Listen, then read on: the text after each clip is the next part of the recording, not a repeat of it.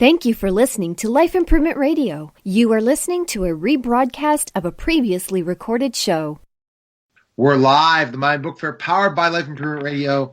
You can go to neilhaley.com for more information. I got my co-host Eric Remmel from Life Improvement Radio and also Peter Alvich from the Perseverance Network, and we continue to do this. My producer informed me we have possibilities after this interview to extend a little bit longer thanks to my connection with JFK. We'll see with the JFK event in Dallas, and there's one person in Miami, but we're going to see if our producers can line that up or what. Eric knows all the time. I don't want to end things, do I, Eric? Nope, keep them going, right? You don't want to give up the the run. Exactly. All right, so I'm excited to welcome to the program Ladee Hubbard, author of The Talented Ribkins. Ladee, how are you? I'm great. Thank you. Absolutely. And so let's go to the story of your name, because for our listeners out there, this is not a pen name. This is your real name. It is my real name, and it's actually my great-grandmother's name, and so is the spelling. I inherited both the name and the eccentric spelling of Ladee. So, and it's pronounced Ladee. Ladee is Ladee. And so in school, when your name was Ladee, that was pretty easy to get the nickname, and I'm sure all your friends would just write Lady, right? For you when you were young? Yeah. No, everybody called me Ladee. It gets mispronounced a lot. I'm Ladee. That's mostly what I hear is Ladee, which is not how it's pronounced. And and I've also heard all the jokes, lady jokes. There are a lot of them. So, but yeah, it's my birth name, and that's what it is. All right. Let's jump to specifically the Miami Book Fair. Is this your first time in the Miami Book Fair, at the Miami Book Fair? It is. Awesome. And let's kind of delve into specifically some of your background of how you became a writer. Tell us that story. Well, I've always written. I've done a lot of other things besides, but I'm one of those people that just came out really loving actually writing, the act of writing. So I've always written poetry and short stories, and this is my first novel. This is the first time I found the time to just sit and actually write an entire novel. So, but I've always written. Really? Okay. You've always written. So writing that first novel, tell us the challenges of that. The challenges of it were, one thing is just the logistics of it, because I am a working mother of three, so that was a huge challenge, was just finding the time and the space to actually produce an entire book and to edit it properly. It took 4 years for me to write the book, and so it took a lot of commitment to get through. Conceptually, again, the novel started out as a short story that I wrote and published several years ago, and the short story was a very different version of the first chapter of what became the novel, and I just realized over time that I really wanted to tell more about the characters. Johnny Ribkins is the main character, and his niece, Eloise Ribkins, is the other main character. I had a lot more to say about them, and I wanted to talk about their experiences together, so I expanded it to a novel. All right, let's go with Peter with a question you have for Ladee. Yeah, I was just curious because I know that the writing process can be, it can be a good thing, it can be a bad thing, it can be difficult, all those great things. So, like, when you were looking to kind of change a short story to a novel, what kind of, I'd say most importantly, the most difficult roadblock that you ran into and then kind of overcame? Did it have to deal with, creating it, or more so kind of like a story-oriented, kind of like stretching it to a full length? That's interesting, actually, because I had a hard time, or it took a long time to figure out the transition, because I think that I thought about the characters so much that I actually knew what their story was, but it was very hard for me to wrap my mind around the transition from this being a short story how to get it moving, the plot, how to get the plot moving. So that was one among many things. I had never really written a book this length before. There's a lot of things I feel like I learned by doing. Like, I don't think I would have really understood how to write a novel. I don't think someone could have explained it to me. It's like I had to actually go through the experience of doing it to understand quite a bit about what that was like. So this is, it means a lot to me as well, because I feel like I learned how to write a novel by writing this novel.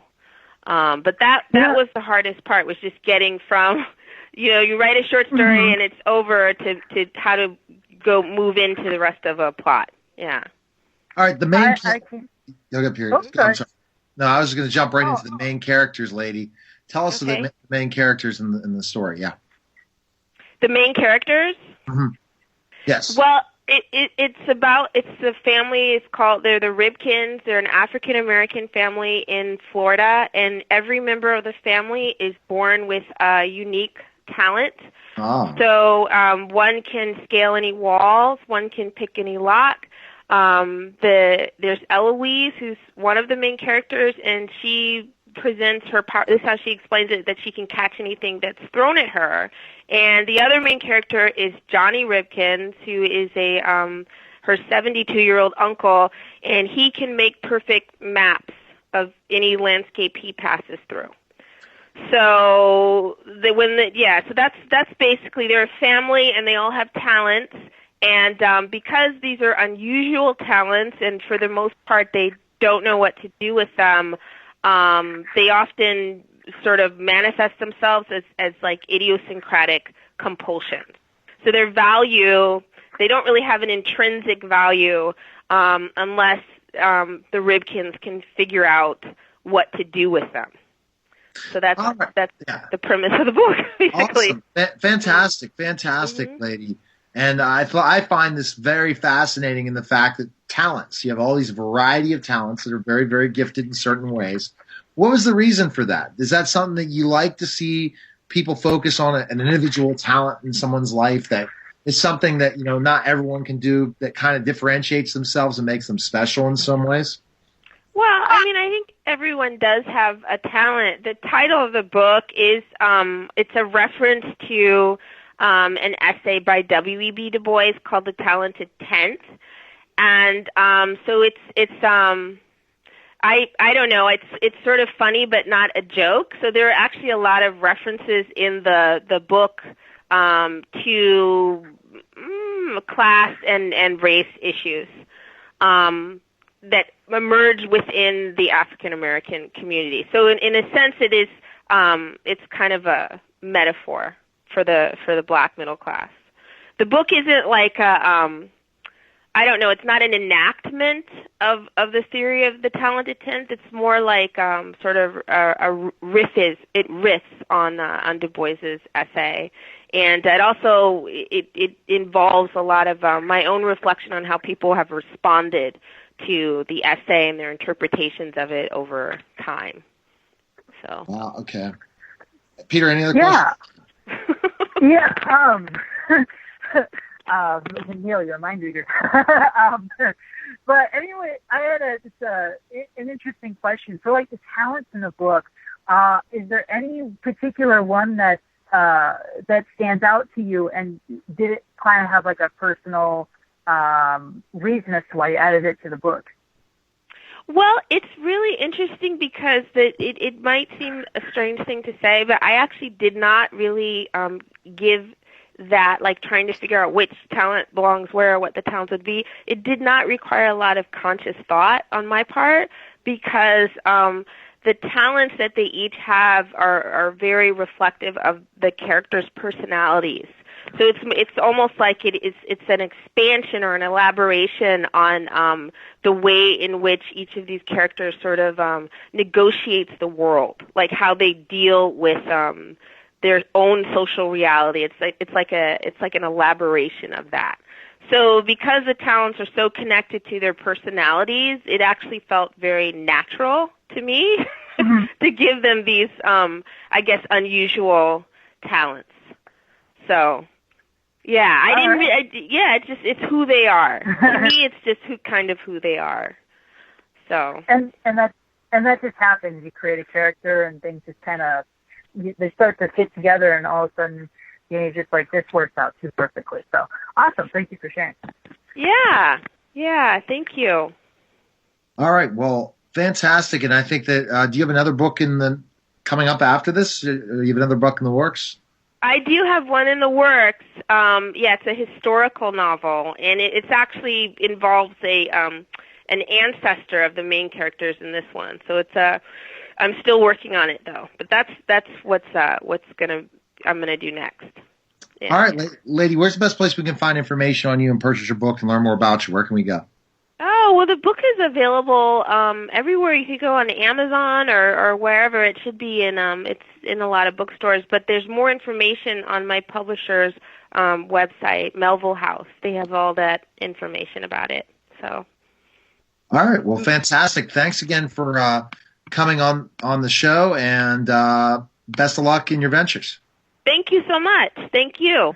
Take care. Thanks. All right. Bye. Bye-bye. You're listening to the Neil Haley Show, powered by Life Improvement Radio, live from the Miami Book Fair. We got a special treat when we get back. We'll be back in just a moment. Thank you for listening to Life Improvement Radio. The views expressed by show hosts or their guests are their own and shall not be construed in any way as advice from Life Improvement Radio. We make no recommendations or endorsements for radio show programs, services, or products mentioned on air or on our website. Personal perspectives expressed by the producers, writers, or editors will always be presented as such. Any rebroadcast or retransmission without the expressed written consent of Life Improvement Radio is strictly prohibited. Thanks for listening.